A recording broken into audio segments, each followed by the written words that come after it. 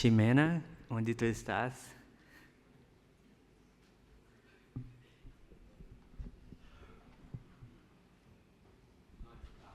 Ah, não estás? Ok, então. Então, buenos dias, pessoal. Vou falar no meu idioma nativo, português. Meu nome é Francisco Cavalcante. Eu estou aqui também representando a delegação do programa IUF Brasil, junto com uma galera muito massa que está aqui. Quem aqui é do IUF Brasil? Então, estou representando também essa galera. E, institucionalmente, eu estou representando aqui o Legal Grounds Institute. Eu sou brasileiro, com muito orgulho, antes me apresentando brevemente. E no Legal Grounds eu estou liderando algumas frentes de pesquisa que incluem temas relacionados a direitos digitais, né? E aqui, fazendo brevemente uma apresentação do Legal Grounds, para quem não conhece, nós somos um think tank dedicado ao estudo e ao desenvolvimento de políticas digitais relacionados à relação entre regulação, tecnologia e digitalização. Em nossa composição, nós contamos com mais de 100 colaboradores, e aí nós temos pessoas das 5 regiões do Brasil, de países da América Latina, da Europa e dos Estados Unidos. No Legal Grounds, nós acreditamos em uma abordagem multidisciplinar para enfrentar os desafios na interseção entre o direito e as novas tecnologias, sempre prezando pelo debate amplo com os diferentes setores que se inserem nesse debate. E aqui hoje nós vamos ter essa abordagem com diferentes setores e perspectivas que tratam do nosso tema. E o nosso painel ele se insere justamente a Ximena, bem-vinda, Ximena. O nosso painel ele se insere no debate sobre regulação de plataforma e seus impactos nos diversos setores. Nesse caso, nós vamos discutir os impactos na comunicação e no jornalismo especificamente. Nós queremos pautar aqui como manter o jornalismo vivo diante das profundas transformações que as novas tecnologias elas têm desencadeado nesse campo, né? E esse é um tema não só de interesse de jornalistas, né, mas de todas as pessoas que se comunicam, que se utilizam dos meios de comunicação para a sua cidadania.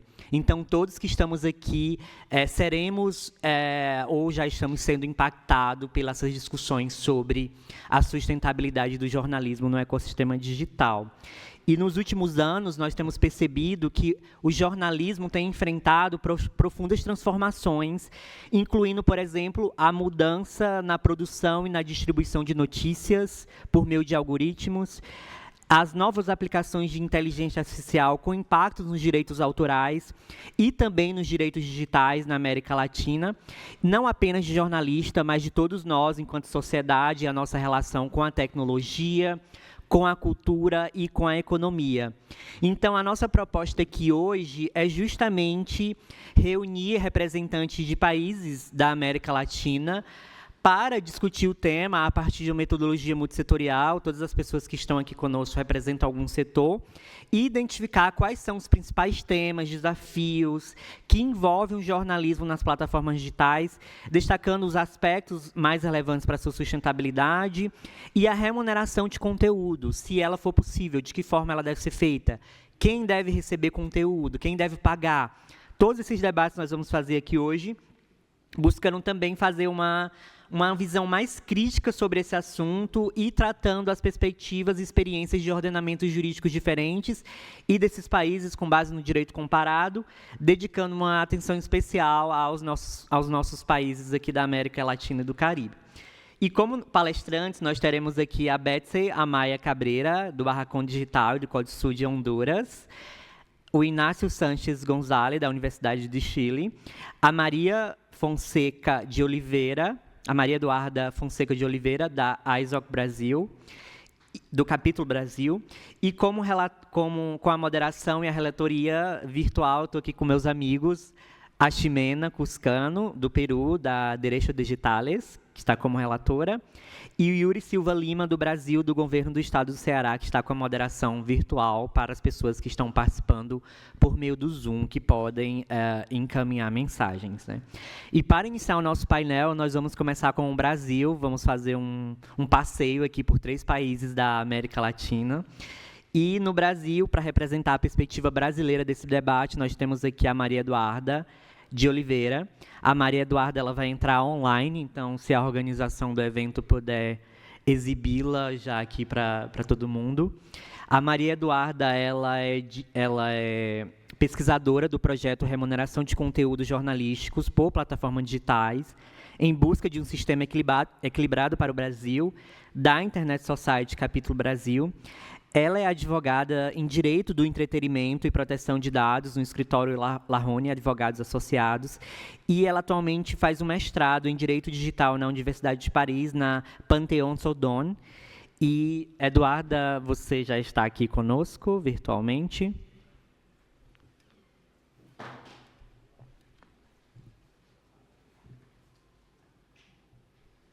Não está. Alguém da organização pode nos ajudar?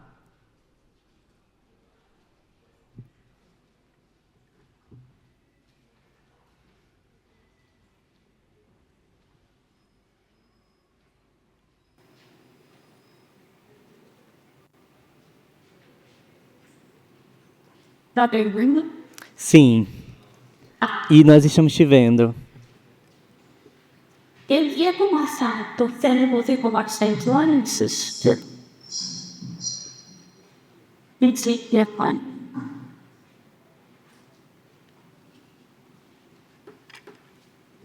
Bem, qual foi essa série?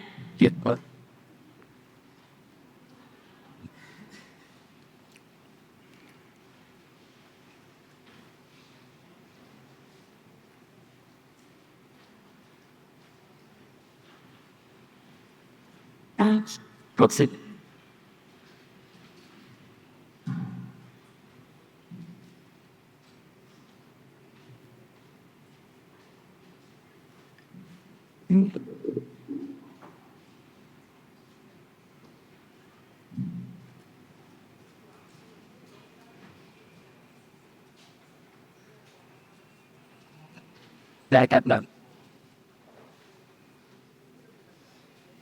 Eles são compartilhando com vocês, mas... Nós estamos te vendo e te ouvindo, só para deixar ciente. E eu, como eu tenho que Tá bom. problema, vai ler quadrinho e a ambiente, como eu visto pegar em cima do dia, para levar para o seu lugar, para deixar da nesse que é manipulativo. E eu também sou extrema em jeito de tal, como eu sou boi. E é muito, esse é muito complexo. A pessoa que a gente desenvolveu na análise, a gente identificou vários atores e o no da questão, porque vai no restaurante só da academia, onde nós estamos tendo só de almoçar, e a gente está esquecendo acabou uma sim, próprio ser nós na comunidade, nós agora e não há uma licença. Então, quando a gente tem que saber que os dados que têm informação são dados iguais, nós temos. Eduarda, perdão te interromper, só para informar que se você quiser compartilhar o slide já está disponível aqui, tá bom? Certo. Certo, então vocês só querem. Pode Pronto, desculpa. Aqui sendo pensado da adaptação, mas não se discuta. Realmente, foi um posto como estranho de não tem mudou, ela que tem seguir podem até a petícia, está na legislação, mas está no usuários. Eles têm taxa de exposição e só também chega a influência que não sabem gostar. A primeira, e uma estudante que é realmente por vai não speed, e eles acham que lembra das não dá publicidade aqui de bondades, dos anos de então não. Só que, por exemplo, em Estados Unidos, independente de patrões da vida do uma, total mudança externa. E as comunidades têm importante aqui, sacou? Não responde isso usa você financia agora que o Estado indígenas. Passar a mensagem para o Estado, então, nos meios e para finais são importantes. Eles vão já no começo e não saem do Estado real. Então,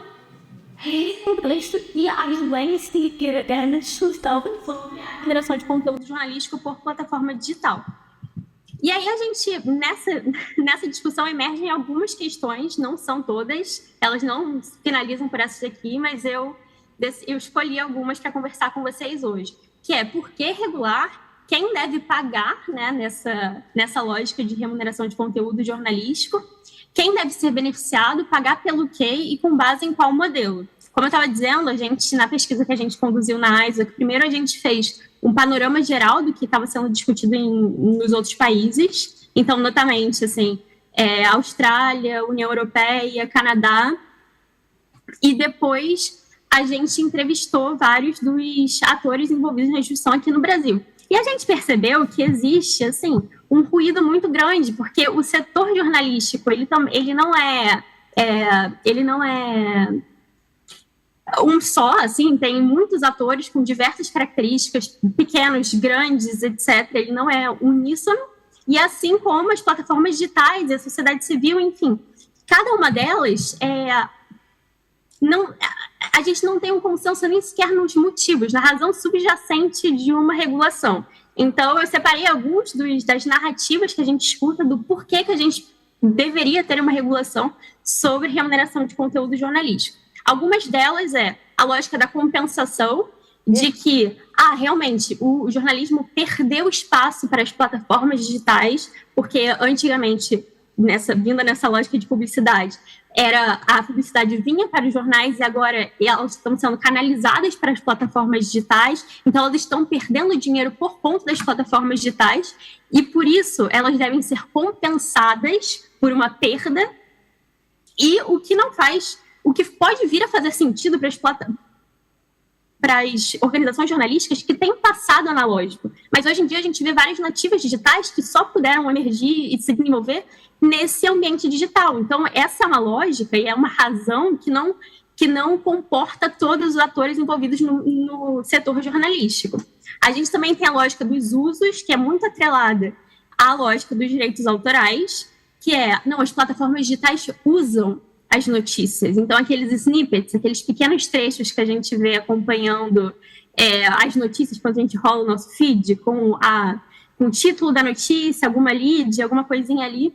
Isso foi muito problematizado, principalmente na União Europeia, nesse sentido de direitos autorais. Então, você está usando um conteúdo que é protegido, que é um conteúdo em que eu fiz o investimento nele e as plataformas digitais estão usando, sendo que as pessoas estão lendo nas plataformas digitais e não estão clicando no conteúdo. Então, eles nem sequer vão para a página do jornal.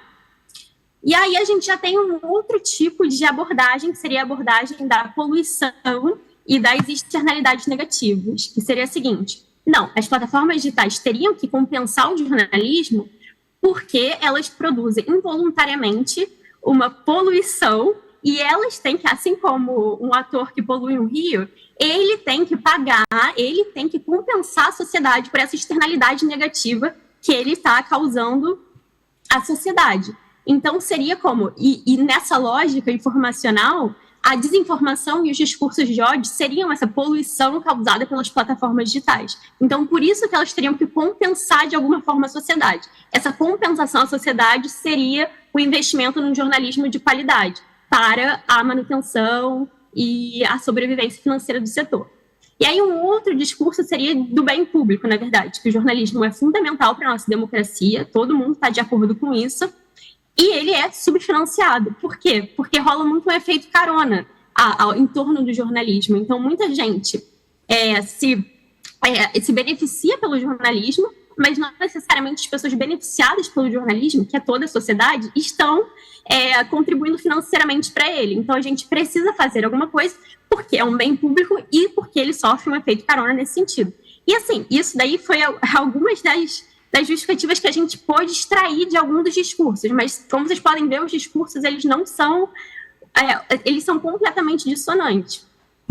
E aí a gente vem para quem deve pagar. É também uma questão muito complicada, porque cada uma das plataformas digitais, elas têm um modus operandi diferente, então um modelo de negócios diferentes. O Google, por exemplo, faz uma raspagem nos sites da internet e mostro na página deles. Agora, o Facebook, redes sociais, por exemplo, o próprio jornal coloca os seus conteúdos lá. Então, assim, o modelo de negócio é completamente diferente e a gente não sabe direito como fazer esse recorte. Será que é pelo número de usuários? Será que é pelos usos do conteúdo jornalístico? Na Europa, eles falaram isso, que é os prestadores de serviços da sociedade da informação que usarem os conteúdos jornalísticos, mas assim, então as plataformas digitais que não necessariamente usam esses conteúdos não teriam que contribuir na lógica da poluição, das externalidades negativas, todas elas teriam que contribuir, porque todas elas causam essa poluição usando ou não o conteúdo.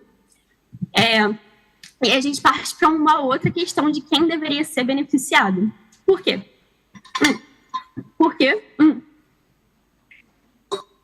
é muito difícil a gente pensar, todo mundo sabe, ninguém quer, nenhum regulador, enfim, os objetivos nunca são de promover ou financiar a desinformação, ninguém quer isso. Mas como que a gente vai traçar uma linha do bom e do mau jornalismo, sabe? A gente vê, por exemplo, na Austrália, o que eles fizeram? Você precisa preencher alguns critérios, organização jornalística, para vir a receber essa remuneração, você precisa preencher alguns critérios e você precisa ser registrado no órgão do governo. A gente olha para isso com muito maus olhos no Brasil, até por causa do passado ditatorial que a gente teve. Assim. A lei de imprensa não foi recepcionada pela Constituição Federal. A gente tem muitas barreiras com tratar desse assunto, né, de regulação de mídia, de controle estatal sobre a mídia. E com razão também, a gente tem um passado muito conturbado sobre isso. Então, como definir quem que deveria receber essa remuneração, quem não deveria, e para também não dar mais dinheiro e financiar ainda mais a desinformação. O que a gente parte para outra pergunta, que seria pagar pelo quê? Porque quando a gente fala, quem deve ser remunerado? Você sempre pensa, não, os veículos que produzem conteúdo de interesse público. Mas aí é a pergunta de milhão. O que seria esse conteúdo de interesse público? Por quê? Porque, assim, realmente existe uma linha muito tênue entre o preto e o branco, o que certamente seria desinformação, o que certamente não seria, mas existe ali um cinza no meio também. Por quê? O esporte, por exemplo, seria considerado um conteúdo de interesse público? A gente sabe que talvez notícias sobre política e economia certamente seria considerado de interesse público. Agora, esporte, entretenimento. No Brasil, a gente adora, sei lá, reality show. Isso seria um conteúdo de interesse público? No Canadá, por exemplo, eles tiraram vários desses temas do cerne da remuneração. Então, você não poderia remunerar conteúdo de lazer, você não poderia remunerar conteúdo de entretenimento, de lifestyle, sobre arte, sobre muitas das coisas, eles tiraram desse escopo. Então, o que sobra? Só política e economia? Ninguém sabe, na verdade, o que seria esse tal conteúdo de interesse público. Mas, certamente, a desinformação não estaria dentro dela. Certamente, há muitos conteúdos que a gente sabe que não seriam e muitos conteúdos que a gente sabe que seria, mas existe uma zona cinzenta no meio muito difícil de ser superada, principalmente pelos operadores do direito, sem uma resposta do próprio setor jornalístico. A gente conversou com o pessoal da Repórteres Sem Fronteiras, e eles falaram que o foco, na verdade, poderia vir a ser não pensar no conteúdo em si, então na materialidade do conteúdo jornalístico, mas pensar, talvez, nas formas. Então, como que eles chegaram nessa notícia? Como que foi a apuração? Como que a notícia chega através do jornal? Então, pensar nas formas como eles fazem isso e tentar definir por ali. Mas, ainda assim, é muito difícil. Essas definições realmente são muito, muito complicadas de se fazer legalmente. E aí a gente parte para, sobre qual modelo, que é muito ligado à primeira pergunta do porquê regular. Na União Europeia, a gente tem uma atribuição de direitos conexos a editores de imprensa, então eles podem autorizar ou proibir a veiculação dos conteúdos deles. No Brasil, o processo legislativo começou nesse sentido, com muitos termos referentes a direitos autorais, muito nessa lógica de usos, mas essa lógica de usos, ela de fato suprime do debate tanto as plataformas digitais que não utilizam esses conteúdos, como o TikTok, por exemplo, como também são muito perigosas porque as plataformas digitais podem simplesmente dizer não, eu não quero mais usar, como está acontecendo, inclusive, na Europa.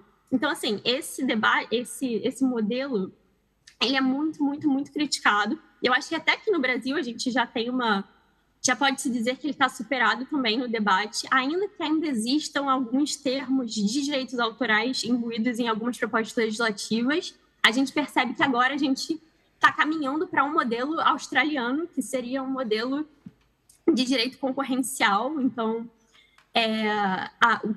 como é que isso surgiu na Austrália, na verdade, que foi o primeiro país a fazer uma legislação nesse sentido? Ele surgiu de um inquérito da autoridade concorrencial. Então, investigando as relações de poder entre plataformas digitais e o setor jornalístico, eles perceberam que o Google e o Facebook exerciam um poder de mercado muito forte sobre esses atores. Então, tudo se desenvolveu assim, e agora eles têm uma legislação em que pode haver, né, caso não exista uma negociação privada entre plataformas digitais e organizações jornalísticas, eles poderiam ser submetidos a um código no qual teria uma mediação e uma arbitragem estatal. Assim, foi o caminho seguido pela Austrália e pelo Canadá, muito, muito na linha da Austrália. E, assim, isso é muito debatido aqui no Brasil também. Existem projetos de lei nesse sentido, criando esses mecanismos de mediação e arbitragem e negociação e barganha direta entre os atores. Mas a gente tem que pensar na realidade nacional. Aqui a gente pensa também, não é algo difundido, que já tiveram experiências internacionais, mas a gente pensa muito numa mistura entre dois modelos, talvez usando fundos públicos ou políticas públicas. Apesar de fundos públicos ser uma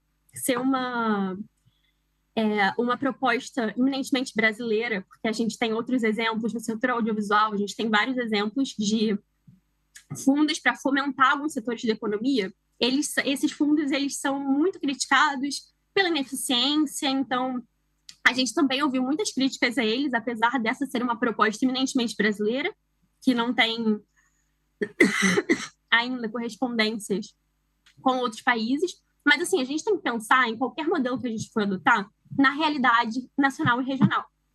Por quê? O Brasil é um país que sofre com deserto de notícias. A gente está inserido num contexto de desordem informacional, de fake news, e principalmente de pessoas acreditando nessas fake news. Não é só elas estarem sendo veiculadas e distribuídas, as pessoas acreditam nessas fake news. Muita gente não quer nem... o fenômeno da news avoidance, que as pessoas não querem ler notícia. As pessoas são tão bombardeadas com notícias que elas não querem ler por si só. Elas não vão tomar tempo para fazer isso. A credibilidade do jornalismo também, muito nesses governos que se antecederam, também foi colocada em xeque. A gente percebe que às vezes a tecnologia chega e a notícia chega sem um letramento digital e um letramento midiático para que a população consiga compreender o que se passa. Então, assim, não é porque essa legislação existe, ou que a gente está pensando nessa legislação, que o debate se esgota nela. Eduarda, 1 minuto para concluir. Tá bom. Porque a gente ainda tem muitos e muitos e muitos problemas em que, ok, o financiamento do jornalismo é importante, mas o financiamento do jornalismo não é tudo. O financiamento do jornalismo por plataformas digitais, ele não é tudo. Então, a gente tem que ter um trabalho, assim, de base e pensar no setor como um todo, não apenas como nesse recorte. Esse recorte que é importante, mas que nele não se esgota. Então, era isso que eu queria compartilhar com vocês, gente. Muito obrigada. Estou aqui para mais perguntas e para o desenrolar do painel. Muito obrigado, Eduarda. Acredito que sua apresentação foi muito esclarecedora e já apresentou um panorama de todo o debate, não só no contexto brasileiro, mas de outros países. que é justamente a proposta do nosso painel. E agora nós vamos sair do Brasil e nós vamos diretamente para Honduras, com a fala de Betsy Amaya Cabreira. E também vamos sair da comunidade técnica para a sociedade civil, que é o setor que a Betsy está vinculada, né? Apresentando brevemente a Betsy, ela é hondurenha. Um minuto. Ela é hondurenha, nascida no departamento de Intibucá, uma terra lenca e ancestral. Ela é médica, cirurgiã feminista, consultora e facilitadora em segurança digital e educação popular. A Betsy trabalha no Barracão Digital, um hack lab técnico-cultural organizado de forma artesanal e estruturada por assembleias. Ela atua na promoção de temas de segurança digital na região e há 3 anos ela tem se dedicado à criação, articulação e formação de uma escola cyberativista. Como eu falei no início, o nosso painel ele é bem interdisciplinar, então Betsy ela vai falar na língua nativa dela, espanhol, e aqueles que não compreenderem o idioma podem utilizar o serviço de tradução aqui do evento. Betsy, pode iniciar a sua fala. Buenos días a todos, todas e todes. Bom dia a todos, todas e todes. Vou me pedir desculpas se ficar sem voz, estava com um pouco de alergia pelo ar-condicionado, mas bom, é um prazer estar com todos vocês. Falar um pouco do que Barracão faz. Também estou em representação de Código Sul, que são 2 organizações que nascem pela necessidade de ter alguém, um grupo dedicado para as tecnologias livres e ensino da questão da cibersegurança. Nesse contexto, então, falamos um pouco de como está a situação em Honduras. Honduras enfrenta um contexto complexo e desfavorável em termos sociais, econômicos e políticos. O país está entre os mais baixos do mundo, com índice de desenvolvimento humano de preocupação, e até há pouco a ordem constitucional esteve fraturada, com um regime associado com altos níveis de corrupção e violência e a deterioração ainda mais da estrutura econômica e social. A conexão dos altos mandos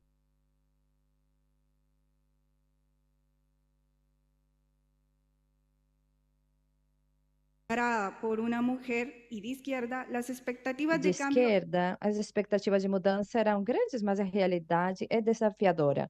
Tem divisões políticas e econômicas profundas, onde os poderes econômicos se mantêm na luta constante para recuperar a influência perdida no Congresso. Apesar de que o desejo de transformação de poder, os poderes, de fato, limitam as reformas estruturais, deixando espaço para pequenas reformas e zero para as grandes.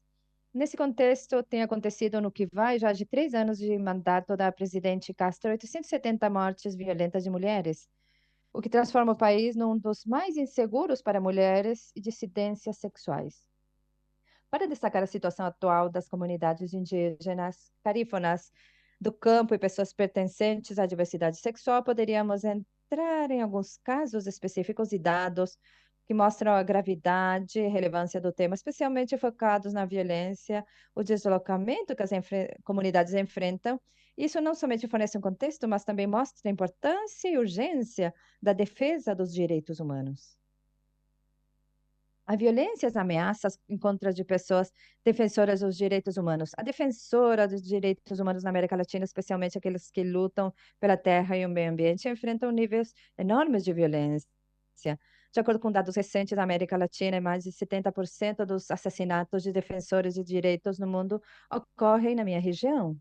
As mulheres defensoras também sofrem ameaças de gênero e estigmatização nas suas comunidades e por autoridades locais. Esses dados destacam o grau de persecução que elas enfrentam. O mais recente assassinato de defensor de Guapinol, no caso de Juan López, defensor indígena assassinado pelo ativismo, é um claro exemplo dos riscos enfrentados por quem defende o território e os direitos das suas comunidades. A sua morte representa não somente uma tragédia pessoal, mas um golpe para o movimento indígena que tenta defender as suas terras e interesses externos da explotação. Esse é um lembrete de que, apesar dos direitos consagrados em direitos constitucionais e tratados institucionais, as comunidades continuam sendo vulneráveis, estão desprotegidas. O objetivo geral, digamos, com base em tudo isso, nasce a escola ciberativista e o objetivo geral do projeto era potencializar a capacidade de ação e resistência das comunidades da Honduras que são vulneráveis. A iniciativa procura acompanhar e empoderar as comunidades na adoção de práticas digitais estratégicas, fomentando o uso de ferramentas tecnológicas para a defesa dos seus direitos, a denúncia de injustiças e a promoção da participação comunitária e coletiva.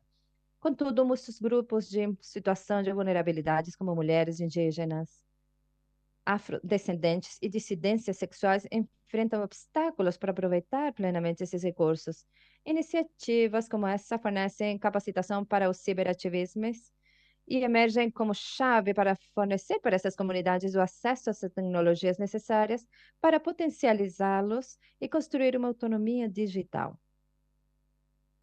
A capacitação em ciberativismo e software livres são workshops especializados em ciberativismo e software livre que procuram proporcionar as ferramentas e conhecimentos técnicos e populares que permitem que esses grupos contem as suas histórias, fazer a difusão das causas e estabelecer redes de apoio digitais. Essas capacitações não somente abordam o uso das tecnologias, mas também estão focadas no aprendizado sobre a proteção de dados e segurança digital e estratégias de comunicação para garantir que as vozes desses grupos se escutem de forma segura e efetiva no âmbito virtual. A adoção do software livre resulta também uma ferramenta de independência digital por dar acesso a programas de plataformas gratuitas, diminuindo assim as barreiras econômicas que muitos deles enfrentam. Nesse sentido, fornecemos assessoramento e acompanhamento para eles. Os projetos digitais podem enfrentar limitações importantes, por isso o assessoramento técnico continua sendo fundamental. Permite que as organizações implementem iniciativas no tempo. Por esse espaço constante, é fornecida orientação para melhorar o uso das ferramentas adquiridas e garantir que o aprendizado inicial seja traduzido numa verdadeira transformação digital. Código Sul cria, então, digamos, uma ferramenta chamada a Milpa Digital, que é uma iniciativa estratégica que se transformou numa ferramenta-chave para a formação e o fortalecimento das organizações e movimentos em Honduras, principalmente constituída por Paulo Freire, sobre a ideia de Paulo Freire, considerado o trabalho da libertação, uma simples folha ilustrada sintética com conteúdos populares de proteção digital e tecnologia livre, feita com, digamos, uma linguagem bem popular para que as pessoas possam usá-lo. Isso fornece um momento especial. Fortalecimento da comunicação popular e comunitária. A comunicação estratégica é um pilar fundamental para que as mensagens das organizações sociais e populares campesinas, indígenas e feministas tenham um impacto mais importante. Por workshops e gestão de comunicações, são fornecidas às comunicações habilidades para desenhar mensagens efetivas, gerar as suas redes sociais, explorar as plataformas alternativas de difusão que fortaleçam as suas narrativas. A comunicação popular e comunitária, quando é bem dirigida, não somente visibiliza os problemas locais, mas consegue mobilizar outros setores da sociedade sobre causas políticas e de grande importância. Então, digamos que a escola ciberativista é criada para o ensino para as comunidades calífonas e dissidências sexuais para utilizarem o telefone como uma ferramenta de comunicação. A ideia que nós tínhamos de estruturar a escola era ensinar para eles formas ou como eles possam alertar as situações que estão acontecendo a partir das suas comunidades.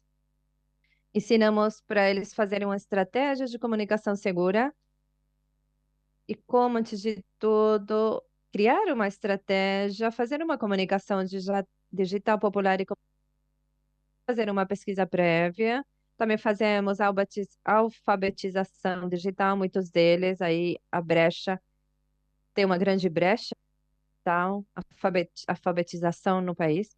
E também criamos produtos comunicacionais, como informação, vídeos, desenho gráfico acessível e podcast. O trabalho da Escola Ciberativista já leva 3 anos. Desde 2022, teve a necessidade de um aumento de usar as redes sociais, exercer maior pressão nas situações vividas no país. E bom, para ir encerrando, somente dizer que a comunicação digital não somente procura informar, mas também conectar e mobilizar a comunidade para a ação. E o enfoque está em linha com a visão de conseguir um desenvolvimento humano coletivo, onde cada comunidade vai fortalecer a sua capacidade de resistência. A comunicação comunitária permite que as mensagens sejam refletidas na realidade de cada grupo, visibilizando os problemas por meios tradicionais, parcerias em nível regional e global. E o ciberativismo e a comunicação comunitária são armas de muito valor na procura de justiça social em Honduras por meio do uso das tecnologias livres e acessíveis. Esse projeto não somente fomenta a resiliência em tempos difíceis, mas também contribui para um avanço sólido para a mudança social. As comunidades treinadas na estratégia estarão melhor preparadas para resistir à opressão e lutar por uma sociedade mais justa. O enfoque holístico permite que as comunidades enfrentem os desafios impostos pelo contexto atual através da capacitação, a organização e uso de ferramentas digitais para que as comunidades possam projetar as suas vozes, se conectarem entre si e avançarem na construção de um futuro de maior equidade e justiça para todos. Obrigada.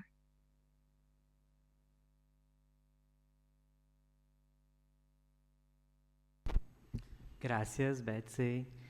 Agora nós vamos mudar de país, vamos migrar para o Chile, com a fala final do nosso painel, com Inácio Sanches Gonzalez, que também vai falar no idioma nativo dele, o espanhol, e as pessoas que quiserem eventualmente utilizar ou continuar utilizando o serviço de tradução, procure a organização do evento. O Inácio, ele é professor instrutor do Instituto de Estudos Internacionais da Universidade do Chile, membro do Conselho Diretor do IGF Chile, aluno de fellow da ICANN, advogado, licenciado em Ciências Jurídicas e Sociais e mestre em Estratégia Internacional e Política Comercial. Bien, muchas gracias, Francisco. Muchas gracias por la invitación y también por compartir panel con... Obrigado pelo convite e por compartilhar esse painel com destacados especialistas. Como você disse, apresentação, comentário final, de acordo com o mencionado, com as apresentadoras, a partir de uma perspectiva mais jurídica e cooperação internacional, multi-stakeholder, nesse desafio apresentado pela digitalização e plataformização do jornalismo, que apresenta desafios diários, tanto para autoridades como para pessoas, criadores e os próprios meios de comunicação.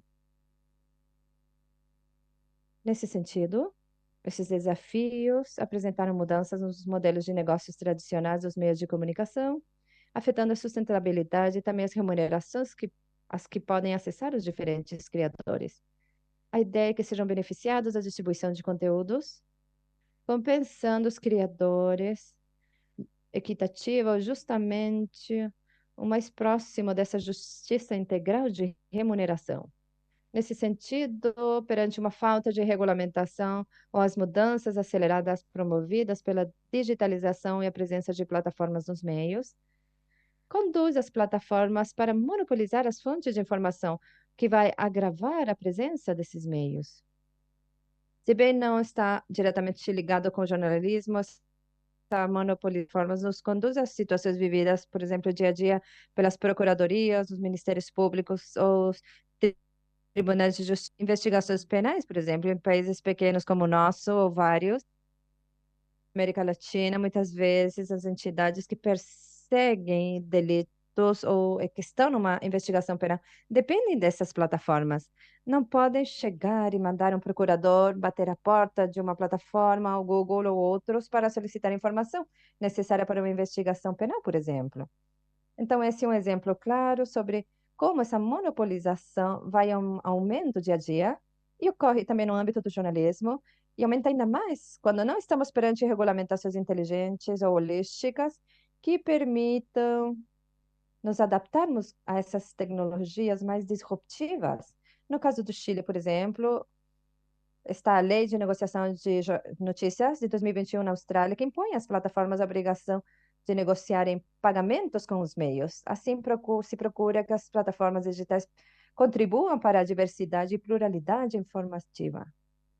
Em questão de inteligência artificial, que é claramente um desafio atual para todas as disciplinas e trabalhos realizados, todas e todos nós, tem um desafio único em matéria de jornalismo, enquanto a verificação de dados, os conteúdos, regulamentação da transparência, veracidade da informação gerada pela IA. Nos quadros comparados, por exemplo, no Brasil, se faz referência ao marco cyber da internet, indicando que proporia algumas bases sobre segurança e transparência. Contudo, os quadros com os que contamos na América Latina sobre a internet, direitos digitais, ou o que mais se parece com direitos digitais, costumam ser criticados porque não foram construídos de forma, através de consultas com a sociedade civil, com as comunidades especialistas. Recente também foi o projeto de lei no Peru sobre Lei Geral de Internet, que também pretendia fazer inovação jurídica sobre o assunto, mas novamente não consultando as comunidades especialistas, a sociedade civil e as diferentes partes de interesse. Para ir encerrando também em relação aos direitos de autor de streaming, que apresenta desafios importantes em matérias de propriedade industrial, intelectual e geração de conteúdo. A diretiva da União Europeia sobre direitos de autor no mercado único digital responsabiliza as plataformas enquanto a conteúdos protegidos por direitos de autor. Porém, no caso da América Latina, com da União Europeia, temos que achar um equilíbrio entre a responsabilidade dos intermediários e a liberdade de informações. E isso conversa com os princípios que todos conhecemos e defendemos da governança da internet.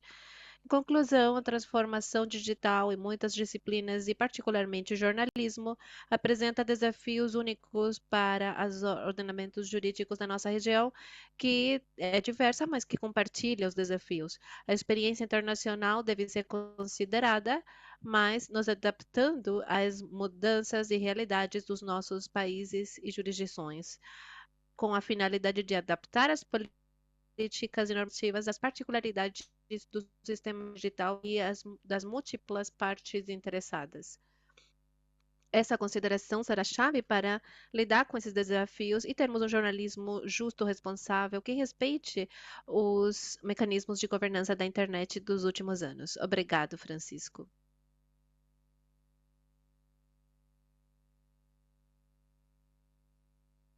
Obrigado, Inas. Queiram.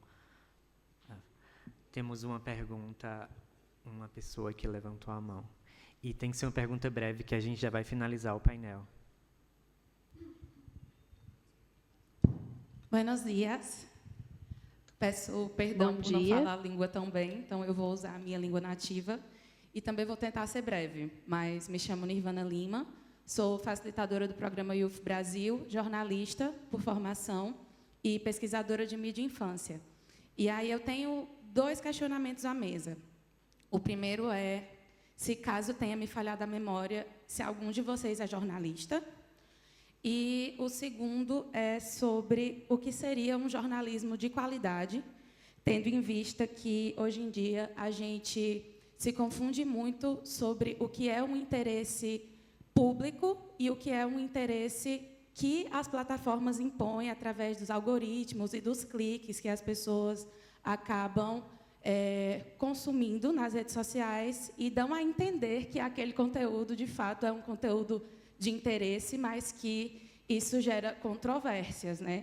E eu pergunto isso também para que a gente faça uma reflexão sobre a importância de correlacionar temas dentro da governança da internet quando a gente fala de comunicação, uma vez que a governança da internet precisa ser multidisciplinar, né? O direito ele é muito presente, mas a comunicação ela também precisa estar presente também, né? Para fazer essa construção ser de fato colaborativa e que pontos como, por exemplo, a correlação entre o humor, o entretenimento e a notícia, que era algo que eu estava esperando ser pautado por vocês e não foi, mas que provavelmente poderia ter sido pautado por um jornalista, poderia ter sido abordado caso houvesse um olhar mais sensível de um comunicador. Obrigada. Obrigado. Nós não temos mais tempo, gente. Infelizmente, eu vou passar a palavra para a Ximena fazer o encerramento. O encerramento. Não? Encerramento? Sim, encerra.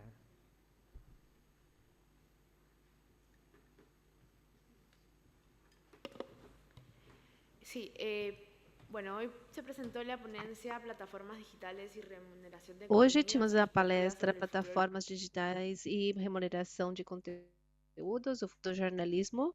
Nesse contexto, tivemos palestrantes com muitas informações, muito profissionais.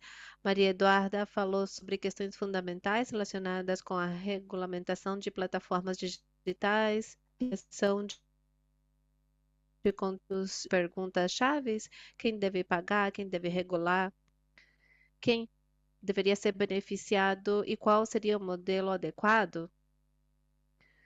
Ela também mencionou pontos como compensação justa dos criadores de conteúdos, o uso dos conteúdos nas plataformas digitais, externalidades negativas, relevâncias e também falou sobre problemas regionais nacionais, sobre desinformação, falta de credibilidade do jornalismo e a necessidade de maior alfabetização digital. A Betsy falou sobre a situação da Honduras com um contexto muito complexo, com alto nível de insegurança, especialmente para mulheres e pessoas de dissidências sexuais. Também descreveu as formas de violência que os e as defensoras de direitos humanos enfrentam, com ênfase no movimento indígena. Um dos pontos-chave da fala foi a necessidade de empoderar as comunidades para que se apropriem das tecnologias da informação, que são fundamentais para construir uma autonomia digital que permita às comunidades indígenas e outros grupos marginados terem voz e representação no âmbito digital.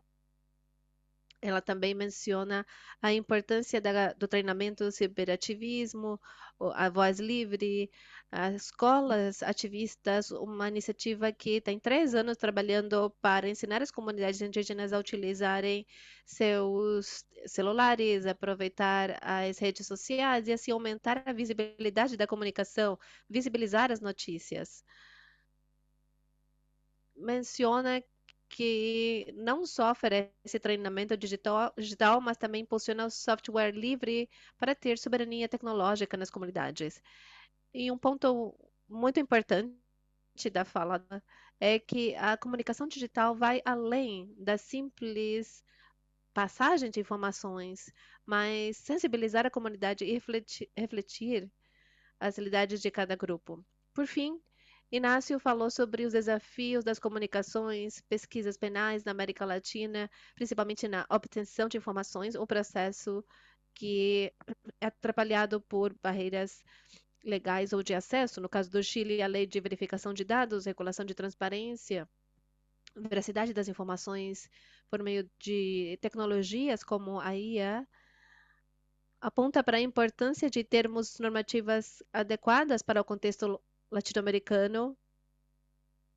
Um outro ponto que eu destaco é que, embora as leis em outras regiões como a Europa sejam importantes e sejam exemplos chaves, é essencial essas soluções serem adaptadas e contextualizadas às realidades da América Latina e do Caribe para podermos lidar com os desafios atuais de maneira efetiva, com acesso justo e equitativo para toda a região latino-americana. Muito obrigada.